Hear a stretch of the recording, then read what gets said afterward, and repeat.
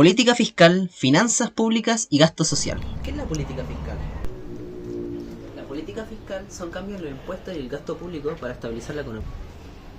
Básicamente, la idea es utilizar elementos como el sistema de impuestos o la transferencia de recursos para reducir las fluctuaciones de la economía. A través de estos mecanismos se logra compensar tanto las expansiones como las contracciones de la actividad económica. A este se le llama estabilizadores automáticos, y un ejemplo de este podría ser el sistema de prestaciones por desempleo.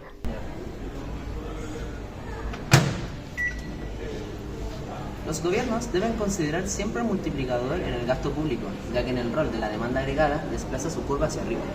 Está el consumo, donde los impuestos afectan los ingresos disponibles con los impuestos fijos y los impuestos proporcionales. También está la inversión, que depende de la tasa de interés y de los beneficios tras los impuestos de las empresas. Este es el modelo conocido de la demanda agregada, donde el ahorro, los impuestos y las importaciones son fugas del flujo circular, reduciendo el multiplicador. Parte del ingreso de los hogares va al gobierno como impuestos y parte se usa para comprar bienes en el extranjero. Con esto se expresa de nueva manera la demanda agregada, donde cuando el multiplicador es menor, más plana es la curva. Ahora que introducimos los conceptos básicos, podemos hablar de temas como la paradoja del ahorro. Imaginemos una recesión. Una familia se enfrenta ante un déficit en su presupuesto. Preocupados por su situación económica, deciden reducir el gasto y empezar a ahorrar más para proteger su riqueza. Pero en la economía, el gasto de una persona es el ingreso de otra. Si muchas familias hacen lo mismo, el consumo total cae, y con él los ingresos de toda la economía. Y aquí es cuando entra la paradoja del ahorro. Cuando todos intentan ahorrar al mismo tiempo, el ingreso total disminuye. Menos gasto lleva a una caída en la demanda agregada, y con ello, menos ingresos en toda la economía.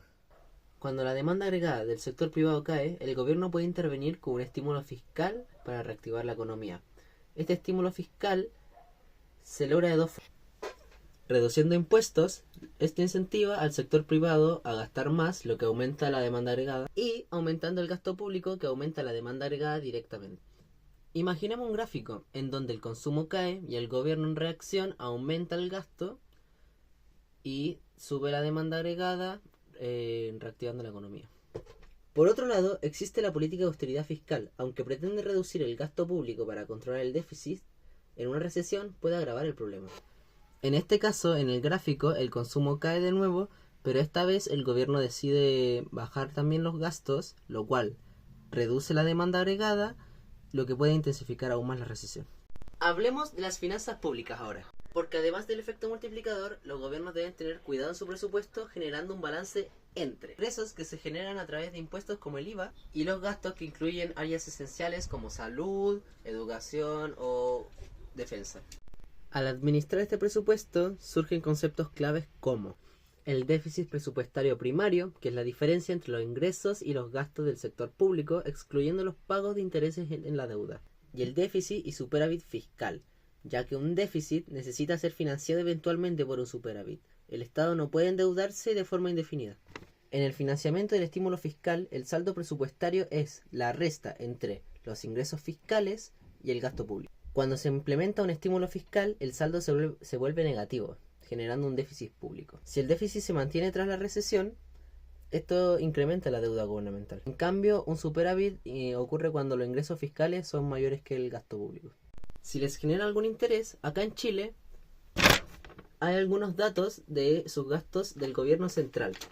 Por ejemplo, en Chile hay 41.147.727 millones de pesos.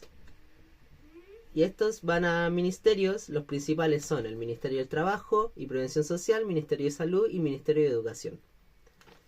Las municipalidades de Chile gastan un total de 2.057.967 millones de pesos. Y las que tienen mayor nivel de gasto público son la Municipalidad de Santiago, Valparaíso, la Araucanía, Biobío y el Maule. En resumen, la política fiscal es fundamental para estabilizar la economía, impactando la demanda agregada a través de impuestos y en gasto público. Es clave encontrar un equilibrio en las finanzas públicas para impulsar el desarrollo sin comprometer la estabilidad económica. Gracias por acompañarme en esta charla sobre política fiscal y gasto social.